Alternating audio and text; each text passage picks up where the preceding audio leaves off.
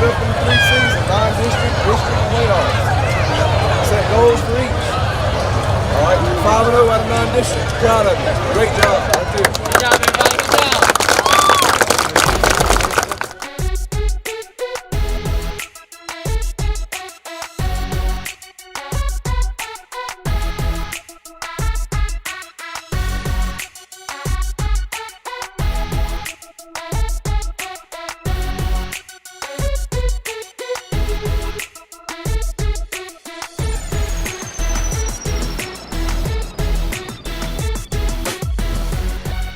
Hey everyone, and welcome to the Beech Show powered by Hometown Hype. The Hornets get a 33-14 victory over Heidelberg. We sit 5-0, and you said it would be a tough contest. You said it would be a tough place to play, and that's exactly what it was last Friday night up against Heidelberg. Yeah, that's what I knew it was going to be a tough place to play, and that's what it proved to be. But we came out with a victory and 5-0, so we're happy and ready. I'm glad this bye week's here. Get rested up a little bit and be ready for district play. Absolutely. Hornets are 5-0 through non-conference play. We're going to come back to break down the ball game against the Heidelberg Oilers, where the Hornets take the victory 33-14. Back after this short message from our sponsors.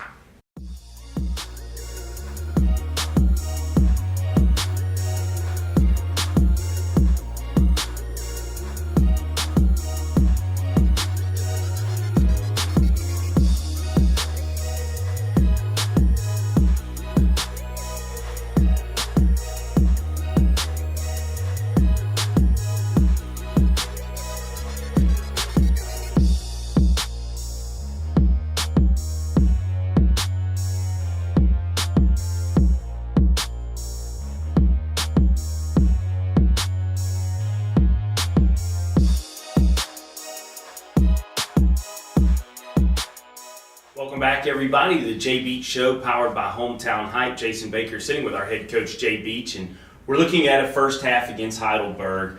They come out in a great environment. You know, they've got a good following. They're a great 2A football team.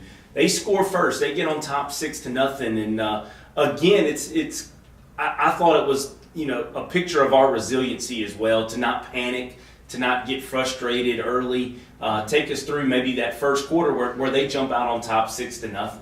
Yeah, we forced a punt. We forced them 3 and out, I think, their first series, and we get the ball, and it seemed like that first quarter, the first half, the first quarter especially, every time we got the ball, we would make a mistake, whether it be a motion penalty, or Antonio breaks a long run, we get a block in the back, we call a pass play, we get sacked. Just a lot of things we did there in the first quarter that put us behind the sticks, and they were a good enough defense to where we couldn't hit the big play to get the first down back, and so we were forced to punt quite often there in the first half. And as we headed into the second quarter, that's kind of where we began to get a little momentum. But although I even made this comment in our broadcast on Friday night that we began to score, we began to gain some momentum, but yet they were probably playing a little better first half than us. But I just felt like we had a presence that just kind of knew at some point we're going to take control of this. Ross gives us the score, I think, to go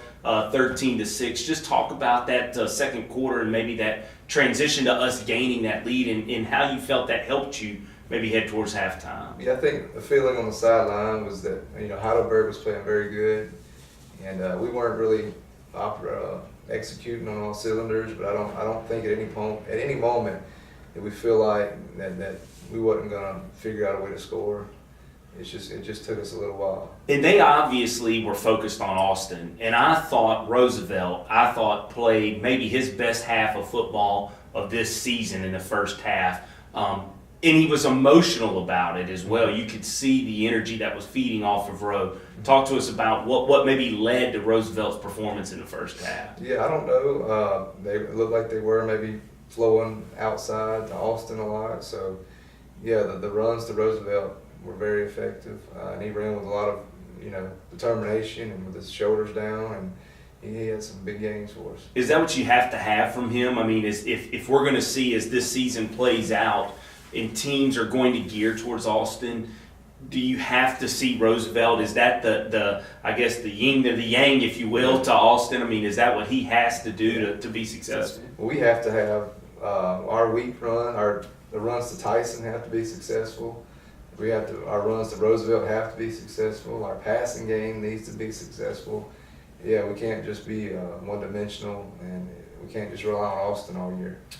And regardless of maybe the intensity and maybe the success of Heidelberg, the beauty of it was we did have a halftime lead. How big was that? I know right before the half you pushed it down there to try to score. We were unsuccessful, but I could feel from you that you were trying to get some more points. But regardless, we held a halftime lead 13-6. How big was that heading into that halftime locker room? Yeah, that was huge to get the halftime lead, put a couple drives together, and we got the ball back with about 40 seconds left, and we're going to try to score again. We went into a 2-minute offense, but it's conservative 2-minute offense. We didn't want to do anything to give them something cheap, and then let them have the halftime lead. But we want to get in a hurry and see what we could do. And I was proud of the fact that we got down close enough to where we did have a shot in the end zone there before the half ended. Absolutely. But it didn't come out our way, but we did have a shot. 13-6, the Hornets led it over the Heidelberg Oilers in the first half. Let's pause and enjoy a few shots from our own Green Machine's halftime performance.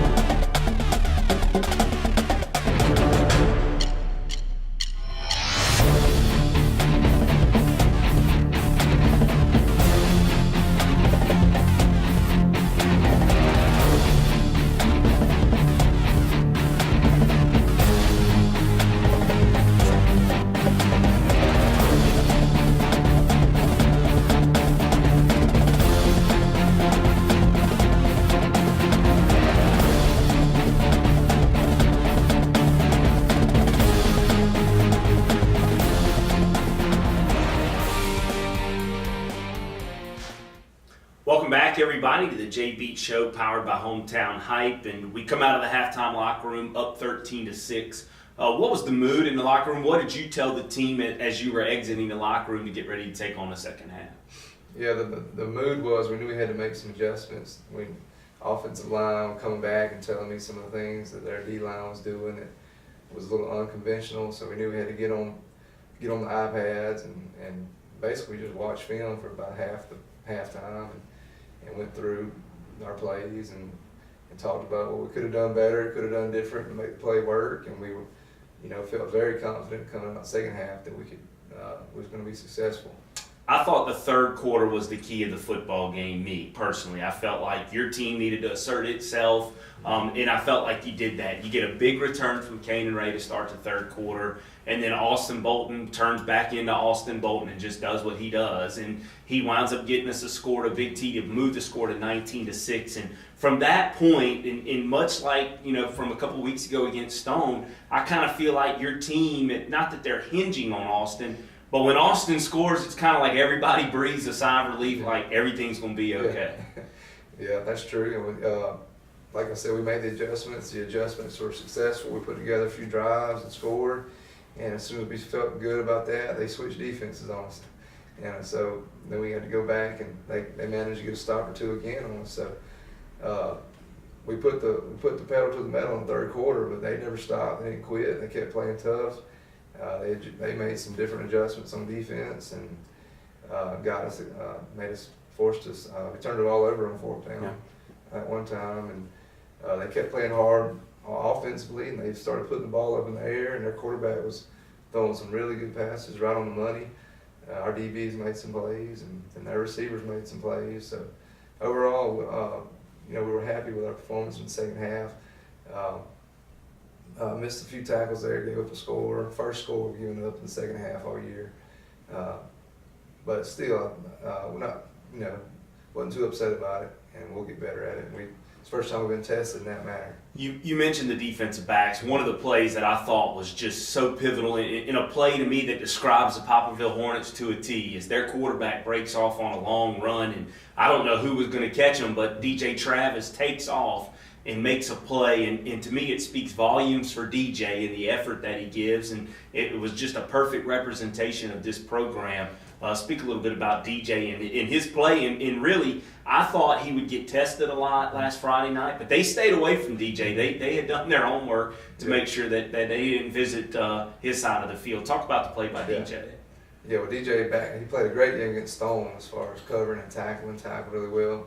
And this week he comes back. They don't test him a whole lot, but like I said, that play, like you said, anyway, that play broke, and could have been easily been a score for him, but he chased him down from the backside and come to, and, 4 plays later, we stop him and get the ball back. So that was definitely a touchdown, save and tackle, and we were able to get the ball back. And in their offensive style, their spread was unique because the quarterback was 6'3", 220, big kid, and could move. I thought 2 guys on that defensive side of the ball that stood out.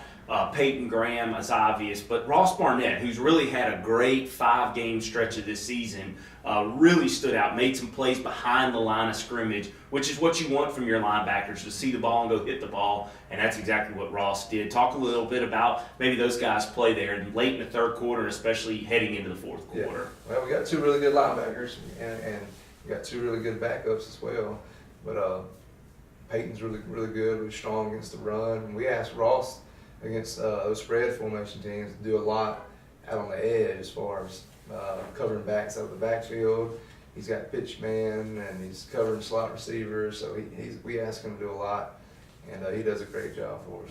Corey Knight came into the ball game to start the fourth quarter. I think Austin just needed a break for a moment, and Roosevelt needed a break. I think he was fighting some cramps as well. Mm-hmm. And I thought Corey continued to do what Corey has done, which is add some quality minutes for us and quality carries. Speak a little bit about Corey's night, and he broke off a few big runs and even set up an Austin touchdown on a drive. Yeah, Corey came in, did a great job for us.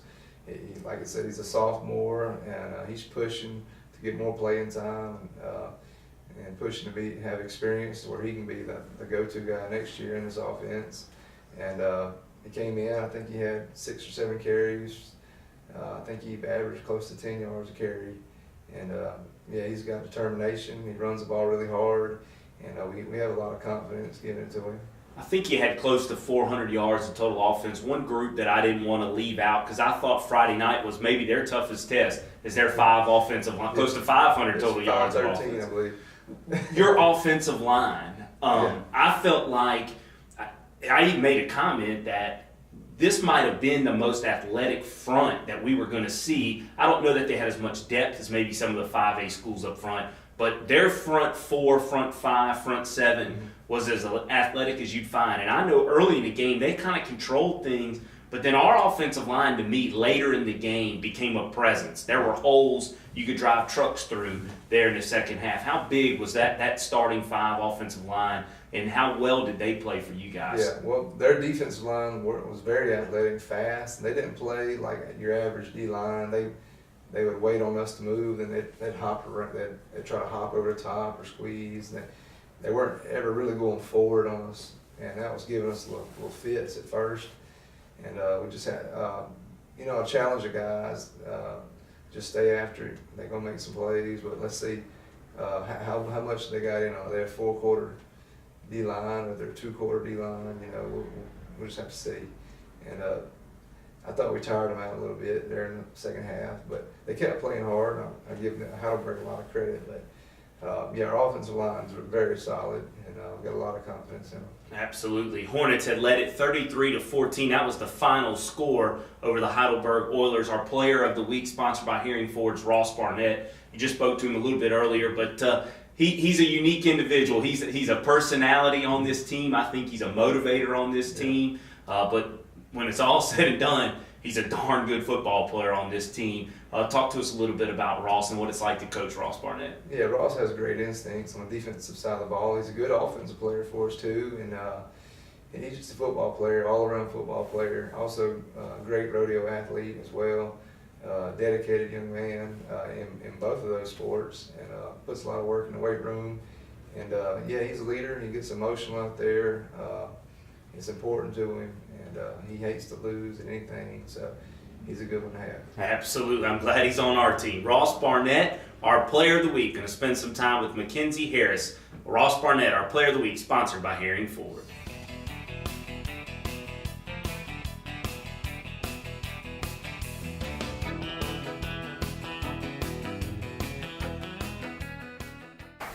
Hey everybody, we're here with our Player of the Week this week, Ross Barnett. And Ross, man, we've done some on the sideline video interviews with you, but we haven't had you in our studio here. Congratulations on being named Player of the Week, and we're glad to have you here in the studio with us this week. Thank you. I'm glad to have you. And let's go ahead and start right talking about it. You know, your named Player of the Week. The game against Heidelberg last week, the first thing that I saw, really stand out was that touchdown that you got to run in. You're usually playing at linebacker, but you got to run in for that touchdown. Tell me about that. It was just a spur of the moment deal. The starting wing back, Tyson Holston, had a little cut on his hand and was bleeding, and he had to get it wrapped up, and I was just the next guy in line, and it happened to be a play, I guess, that they had wanted to run on the goal line down there, and just got the ball and tried to do the best I can and get the touchdown. Well, you definitely did a good job because you got it on in there. It looked easy for you. It looked like you've been doing it, did it a million times. And let's talk about you at linebacker. You know, you had a really good game last week. You know, of course you did, main Player of the Week. But you've had really good games, the past 5 games that we've played. You know, even Coach Beech said, he was like, Ross could have been Player of the Week any of the week, but any of the weeks that we've played. So tell me about, the defense and playing on that defense. It's just a lot of great kids. I mean, we've been playing together since we was little, and just so many great players and big time players that can make plays at any time. And it's just, name the Player of the Week. There's, like you said, there's a lot of kids that can be the Player of the Week every week. I feel like we all give it our all every game and just make big plays. Everybody just make big plays, and it's just And something good to be a part of. It's just a great defense to be a part of and team. Yeah. Well, it definitely feels like y'all have a really, a team bond going on there, and it is awesome that you do have so many players to choose from. It is hard to choose from, and you get to play with those guys. Those are your teammates, that y'all are working together. And, aside from football, let's talk about you a little bit. We know that after those Friday night games, you go out and you run some, what are they, the beagles that you run out there? So tell us a little bit about that, what you do after Friday's games. I usually have beagles, and I rabbit hunt, and I try to keep them in shape and try to have the best. I just like having the best dogs or doing the best at everything. I just try try my best at everything. I have squirrel dogs also that are really good, and I just spend a lot of time with them, and takes effort. I mean, you can't just bring your dogs out there in hunting season and expect them to do good. Just like a football team, we work out, all summer and conditioning and just prepare. Just like us preparing for football season, I prepare my beagles for rabbit season and try to have them tip-top shape and be the best potential that they could be in.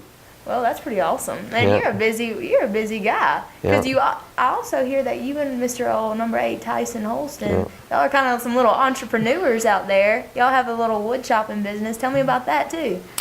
Me and Tyson's been best friends ever since we was little, and just always been together. And last year we started selling firewood late in the season and sold a bunch of firewood. And this year we actually went out and saved up some money, bought us a wood splitter, and our dads have let us borrow their chainsaws, and we just, on the weekends, Saturday mornings, usually get up and cut firewood and try to get as much stashed up as possible. So, come wintertime, we'll have the firewood to sell and just be able to make money to have nice things or things that may be fun to have, or so. Well, that's pretty awesome. That's cool to have that on the side. And like I said, you are a busy guy. Yeah. And if anybody ever needs any wood, you go call Ross. So when we come back, we're going to get to know Ross a little bit better. We're going to bring in his mom and dad and have them sit down with us and tell us a little bit more about Ross.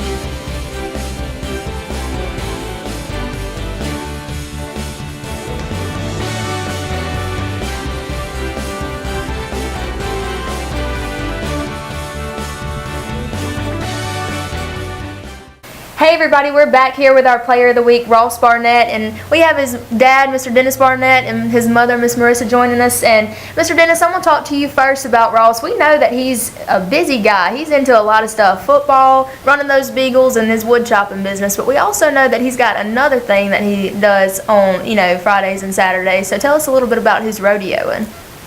Well, he started rodeoing about 8 years old, and it was something I always wanted to do, but just never really worked out when I was young. And he got into the junior high rodeo in 4th grade, and he had been playing PAA football, and we was coming back from a rodeo in Jackson, and he said, Daddy, he said, I don't think I'm going to play football next year. He said, I think I'm going to try to win state. And that's all I had ever done was play football, and I was like, oh my God. Like, it took your heart out of you, didn't it? I sank to my feet. It was devastating. So, and I thought, well, he just, he'll forget about it next week. And then we were going in the grocery store one day and ran into Devin Hart, and he was like, hey, Coach, getting ready for the PAA? And I was like, Ross spoke up before I could say anything, and he said, I'm not going to play this year, Devin, I'm going to rodeo. And that's when it really set in. Yeah. I think me and Devin both started to cry. Both got upset. And it really worked out good. He didn't play the last 2 years of PAA. He jumped back out there in the 7th grade football, and just right off the bat, starting at wing back and linebacker, and they went undefeated 7th, 8th, and 9th grade. And it was like he never missed a beat. That's awesome. Well, I know that rodeo for Ross, he's amazing, and he can handle pressure like no other kid that I've ever seen before. Maybe the football kind of goes hand in hand with it, but I've seen him at state finals and everything, watching him, and he does so good. And like I said, he handles the pressure really well. Can you tell me about him handling pressure like that? Well, I think on the rodeo side of it, it wasn't always like that. When he was younger, sometimes I think the pressure did get to him. But I think the experience of just keep going to different places, going to Texas, going to New Mexico, wherever they had the national finals, competing against the top kids in the nation, you learn that, they're kids just like you are. And, I always impress that upon them, even in football, they're high school kids just like you are. Yeah. They've practiced. These kids have been playing together since they were 5 and 6 years old.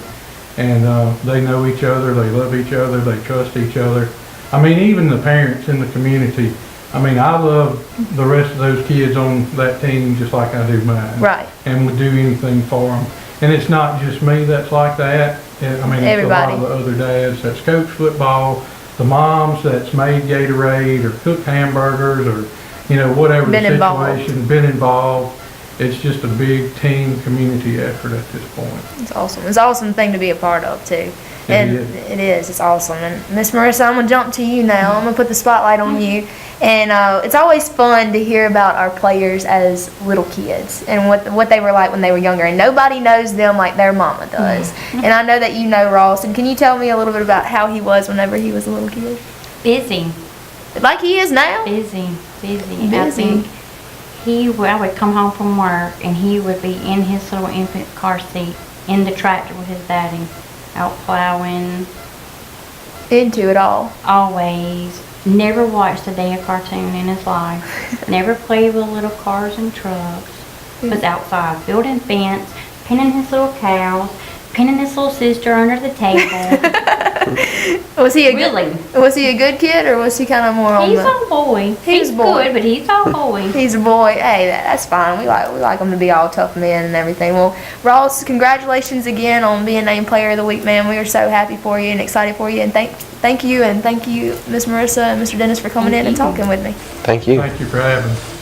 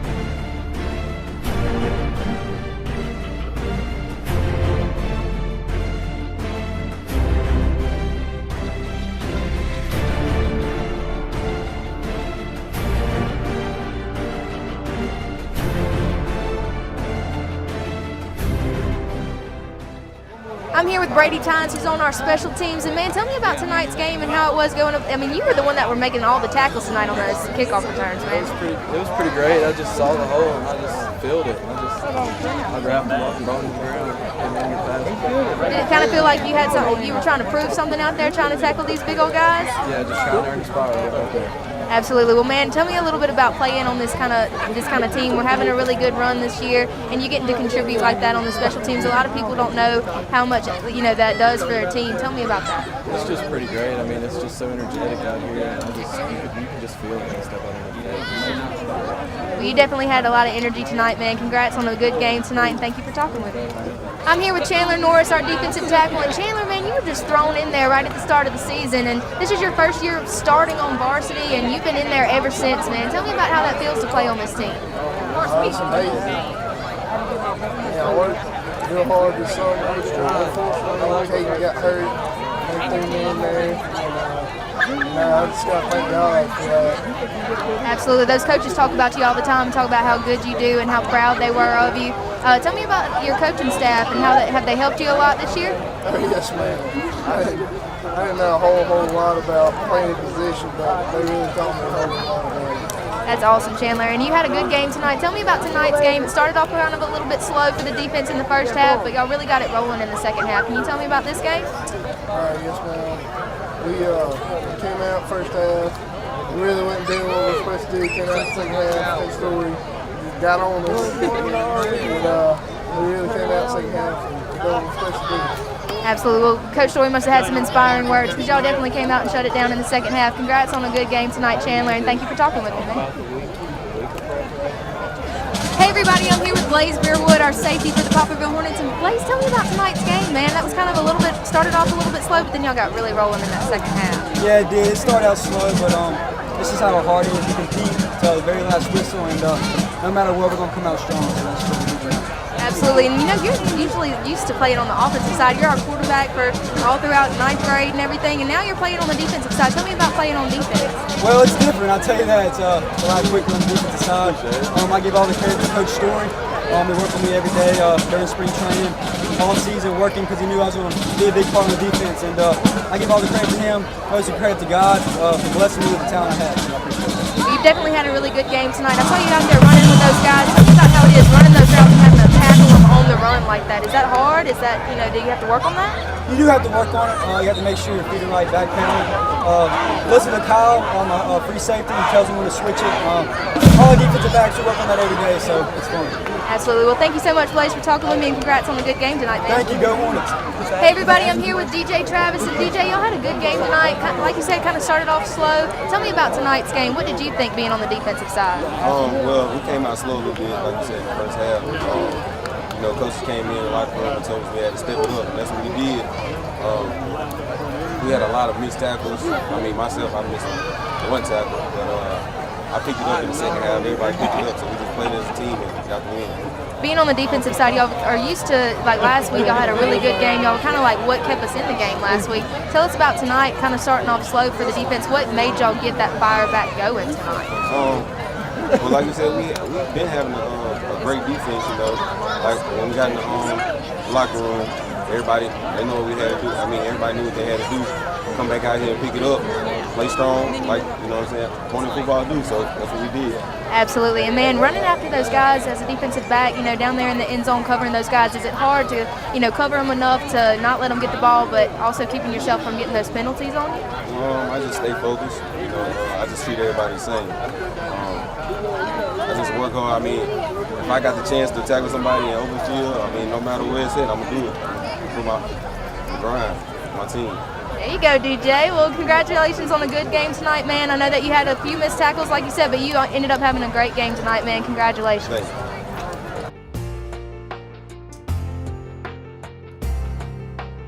And we're back on the Beech Show, powered by Hometown Hype, and you're 5-0 through non-conference play, a tough non-conference schedule, if you will.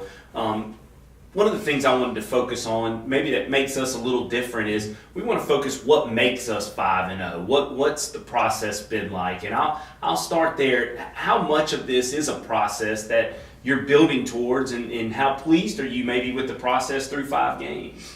Yeah, well, it starts back with our weights, our conditioning, our off-season program. We take a lot of pride in developing our athletes. We try to take a kid in the 7th grade and then try to mold him into the biggest, fastest, strongest kid he could possibly be. We take what God gives him and then we try to add to it.